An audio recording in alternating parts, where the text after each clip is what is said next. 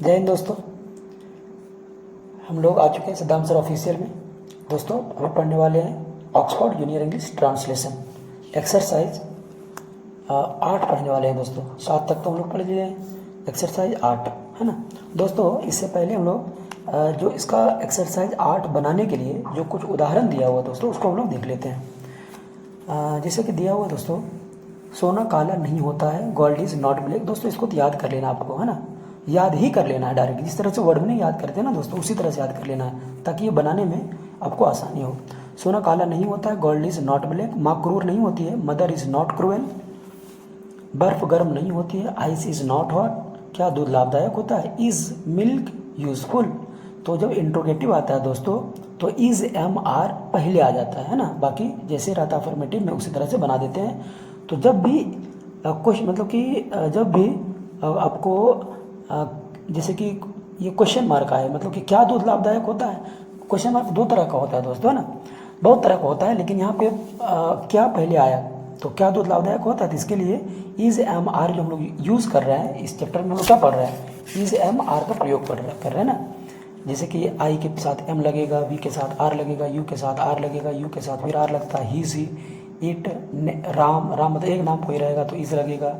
Third person और singular number मतलब दे the boys the girls, एक से ज़्यादा नाम रहेगा तो आर लगेगा, है ना। इसको हम लोग अभी पढ़ रहे हैं दोस्तों।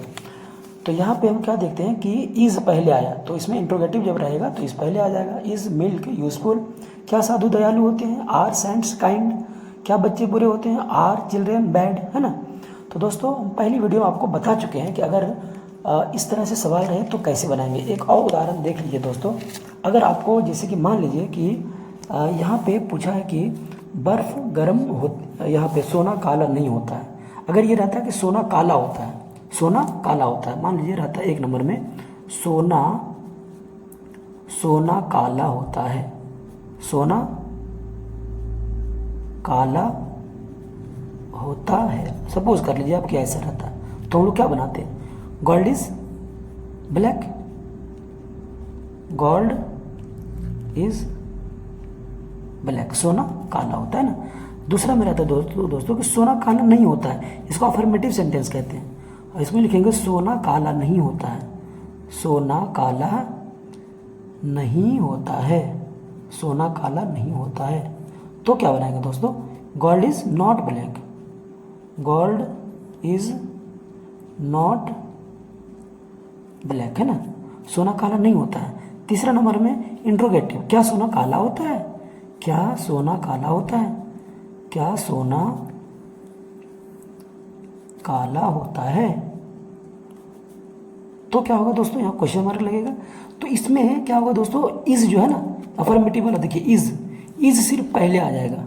तो बनाइए इज गोल्ड, GOLD, यहाँ पे आई बढ़ा दीजिएगा, गोल्ड में जी छोटा हो जाएगा ना। Is gold black, BLACK, question mark लगाइए। क्या सोना काला नहीं होता है, 4 नंबर में क्या सोना काला नहीं होता है, क्या सोना काला नहीं होता है, काला नहीं होता है, होता है।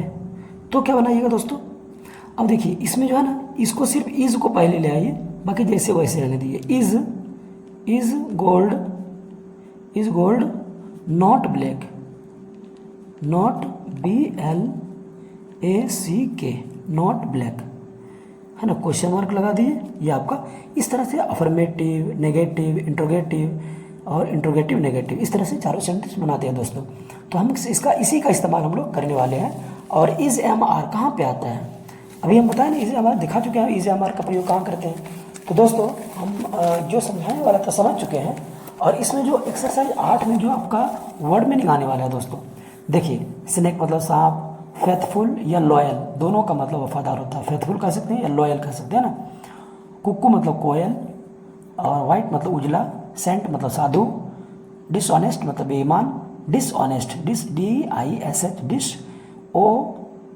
DISHONEST, डिसऑनेस्ट, है ना, HONEST, डिसऑनेस्ट मतलब बेईमान, क्रूएल मतलब क्रूर, मॉर्टल मतलब मरणशील, गोल्ड मतलब सोना, येलो मतलब पीला, ब्रेव मतलब बहादुर, गरीब लोग मतलब द पुअर, है ना, या पुअर का अर्थ गरीब तथा द पुअर का अर्थ गरीब, देखिए यहाँ पे ध्यान दीजिएगा कि पुअर का पुअर लोग, द पुअर, पुअर का अर्थ गरीब तथा द पुअर का अर्थ गरीब लोग। ध्यान दीजिएगा, द पुअर मतलब गरीब लोग, और सिर्फ पुअर तो गरीब है ना।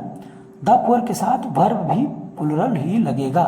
द पुअर कहेंगे मतलब गरीब लोग हो जाएगा ना, तो वर्ब भी क्या होगा, प्लुरल लगेगा ना।